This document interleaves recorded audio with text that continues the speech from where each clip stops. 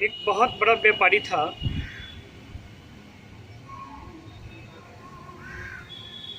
एक जहाज सामान लेकर के व्यापार के इरादे से कहीं जा रहा। वो कहते हैं ना, यह दुनिया आज जो स्थिर है और उम्मीद में जी रही है, कहीं न कहीं ईश्वर का आशीर्वाद है। इसी पे एक रोचक कथा आपको सुना रहा। रास्ते तय करता रहा, जहाज चलती रही और अचानक समुद्र में तूफान आ जाता है। तूफान में ऐसी स्थिति बन जाती है कि चालक दल के सदस्य घबरा जाते हैं और एक खतरे का अलार्म बजा देते हैं। लगता है अब जहाज़ डूब जाएगी, तब जहाज़ डूब जाएगी। ये स्थिति बन जाती है। सभी लोग ईश्वर को याद करने लगते हैं। व्यापारी नास्तिक था, इसके समझ में आया नहीं कि मैं किस ईश्वर को याद करूं, क्योंकि उसने कभी जीवन में कोई प्रार्थना नहीं की थी, कोई पूजा नहीं की थी। इसलिए वह किंग कर्तव्य विमूढ़ था कि मैं किसको याद करूं। व्यापारी ने आंखें बंद की, ईश्वर का ध्यान लगाया और उसने कहा कि मेरी समझ में नहीं आ रहा कि मैं आप में से किन्हें याद करूं, मैं किनका नाम लूं और किनका स्मरण करूं, किनके आशीर्वाद से मुझे इस संकट से छुटकारा मिलेगा, मेरे समझ में नहीं आ रहा। आप जो भी देवतागण इस समय यहाँ उपस्थित हों, मेरी रक्षा करें।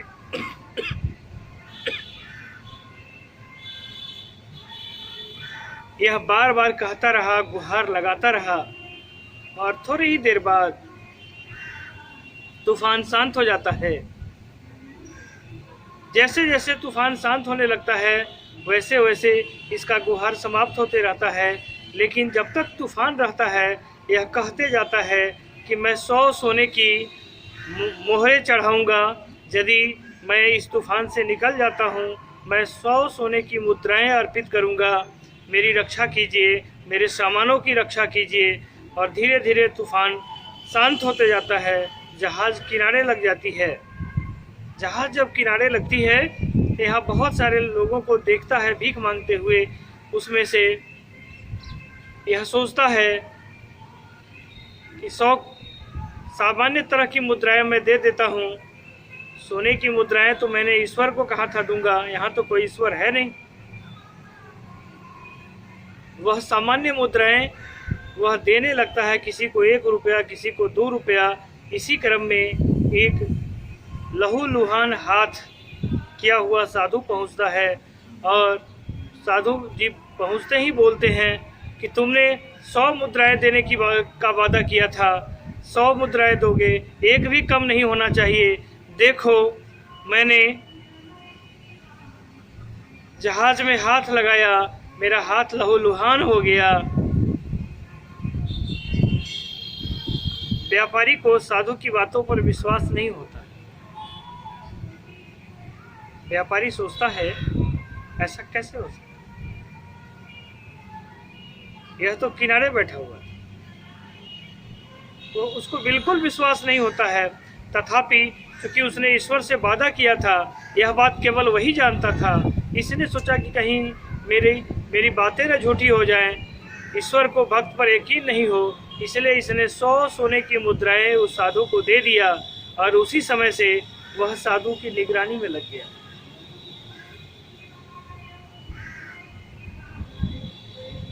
साधु जी 100 सोने की मुद्राएं लेने के बाद वहीं किनारे बैठ गए और वहीं बैठे रहे।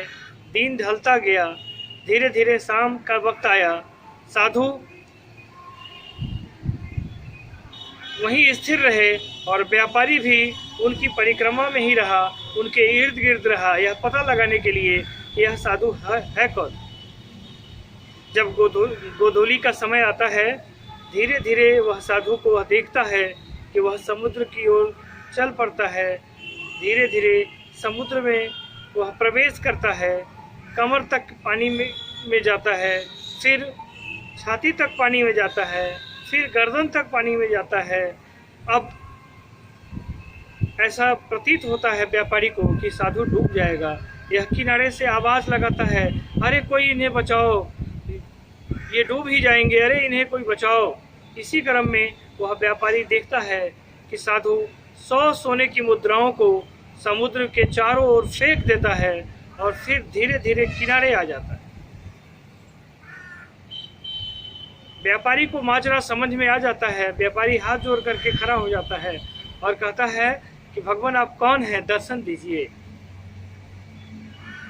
साधु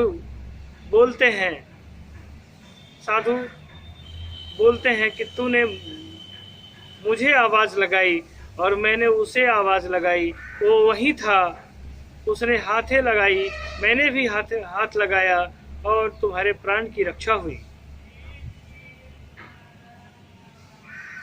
ये कथा काल्पनिक नहीं है, किसी व्यापारी के साथ ये घटना घटी है।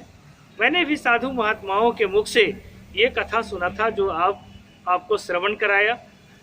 ईश्वर हैं। विपत्ति में जब हम कभी उन्हें मन से महसूस करते हैं, जब हम किसी खास परिस्थिति में होते हैं और उन्हें याद करते हैं, तब निश्चित रूप से किसी न किसी रूप में ईश्वर सहयोग करते हैं।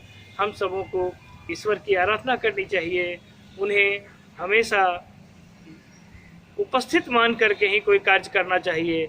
निश्चित रूप से वह कार्य सफल होता है। फिर एक नई कहानी के साथ आपके सेवा में नया वीडियो लेकर के उपस्थित होऊंगा। तब तक के लिए मैं विदा चाहता हूँ। जय हिंद।